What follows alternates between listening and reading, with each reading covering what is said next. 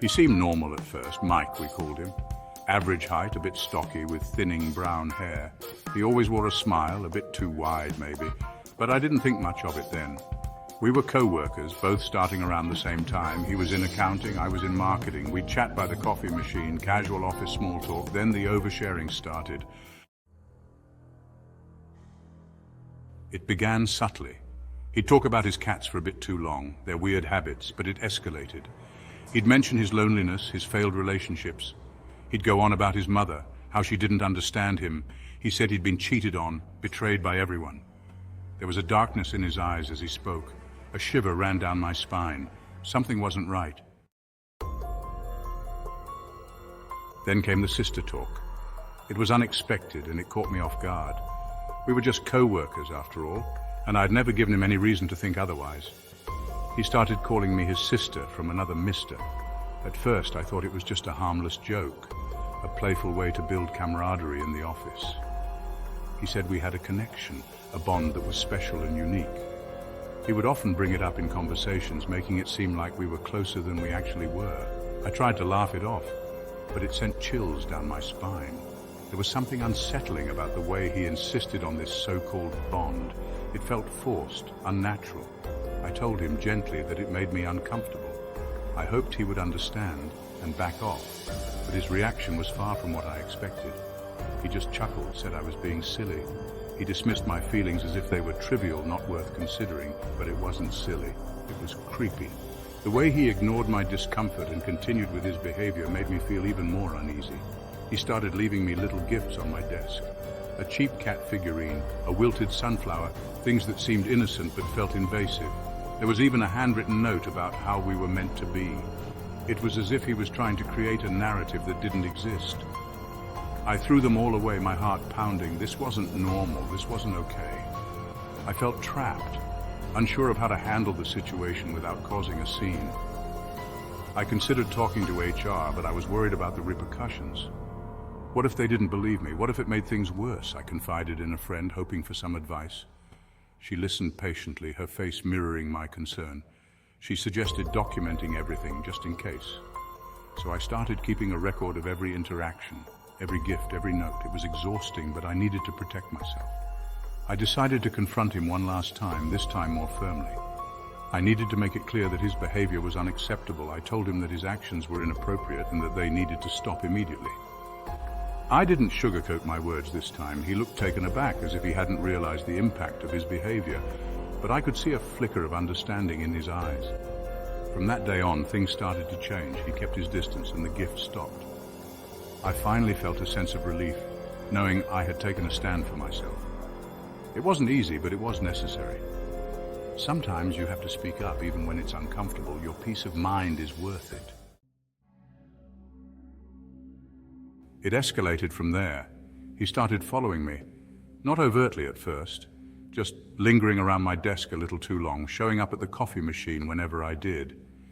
Then I started seeing him outside of work, across the street from my apartment building, in the grocery store, staring at me from the end of the aisle. Fear became my constant companion. I started checking over my shoulder, my heart hammering in my chest. I told myself I was being paranoid, but deep down I knew. This wasn't a coincidence, this was stalking. Then came the messages. They started innocuously enough, just casual greetings and small talk, but soon they took a darker turn. Late at night, they'd appear on my phone. The messages would come in waves, each one more unsettling than the last. Long, rambling texts about how he knew I felt it too, this connection. He'd go on and on, paragraphs filled with his delusions. He'd write about how we were meant to be together, how he'd do anything for me. His words were suffocating, a constant reminder of his obsession. He even started sending me creepy songs, love ballads with lyrics about obsession and possession. Each song felt like a twisted serenade, a soundtrack to his fixation. He became bolder at work too. His presence was inescapable, a shadow that loomed over my every move. He'd leave me voicemails, his voice a low murmur, talking about how much I meant to him. Each message was a chilling reminder of his obsession. He even started drama on Slack, publicly commenting on my every post, every comment. It was unbearable. His messages were filled with veiled threats and insinuations, making it impossible to ignore him. The tension was palpable, and I felt trapped, unable to escape his relentless pursuit. The whispers among co-workers began. Everyone noticed the change in atmosphere, the way he hovered around me, the way I flinched at every notification. It was as if the entire office was holding its breath, waiting for the next incident. I knew I had to take action. I documented everything, every message, every voicemail, every Slack comment. I needed evidence, a way to prove the harassment I was enduring. Finally, I reached out to HR. It was a difficult decision, but I couldn't let this continue. I explained everything, showed them the messages, the voicemails, the Slack drama. The HR representative listened, their expression growing more serious with each piece of evidence I presented. They assured me that they would handle it, that I wasn't alone in this. As I walked out of the HR office, I felt a weight lift off my shoulders, the support from my co-workers, the promise of action from HR.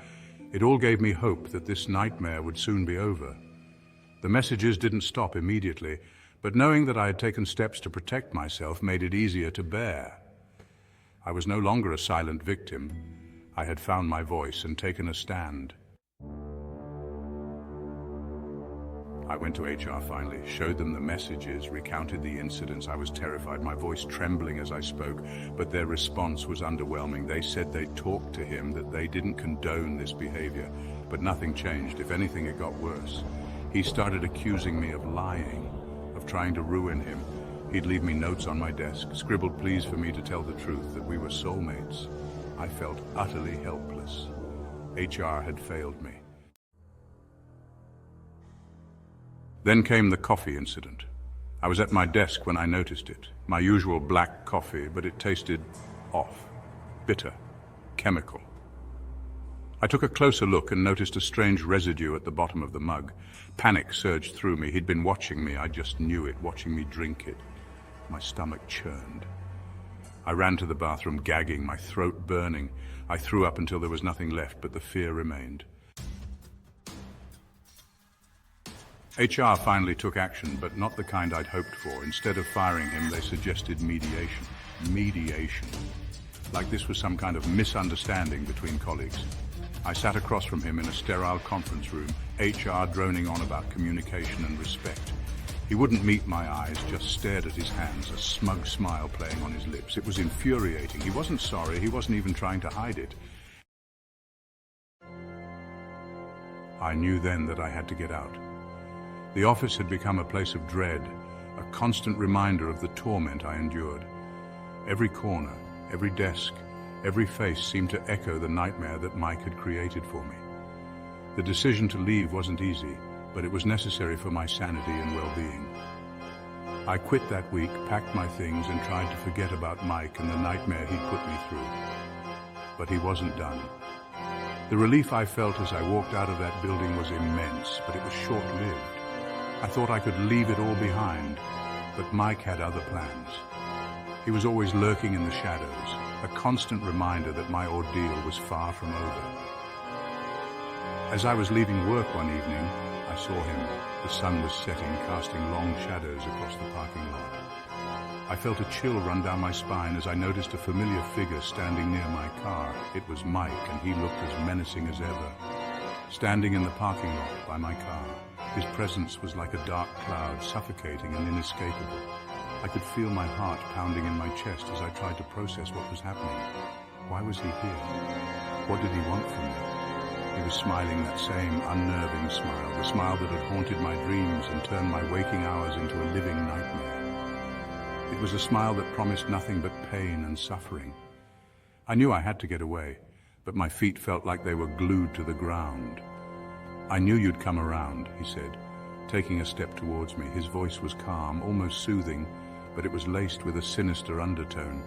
It was as if he believed that I belonged to him, that I had no choice but to accept his twisted reality. I froze, my blood turning to ice. Every instinct in my body screamed at me to run, but I couldn't move. I was paralyzed by fear, trapped in a moment that seemed to stretch on forever. His words echoed in my mind, a chilling reminder of the control he thought he had over me. "We're meant to be, you and me." His words were like a death sentence, sealing my fate in a way that I couldn't accept. I knew I had to break free, to escape his grasp before it was too late. But how? How could I find the strength to fight back when I felt so powerless? I didn't wait to hear another word. The spell was broken and I found the strength to move. I turned and ran, my heart pounding in my ears. Every step felt like a battle, but I knew I had to keep going. I couldn't let him win. I couldn't let him take away my freedom. I ran to my car, fumbled with the keys and sped away. My hands were shaking, my breath coming in ragged gasps, but I didn't look back. I couldn't afford to. I had to keep moving to put as much distance between us as possible.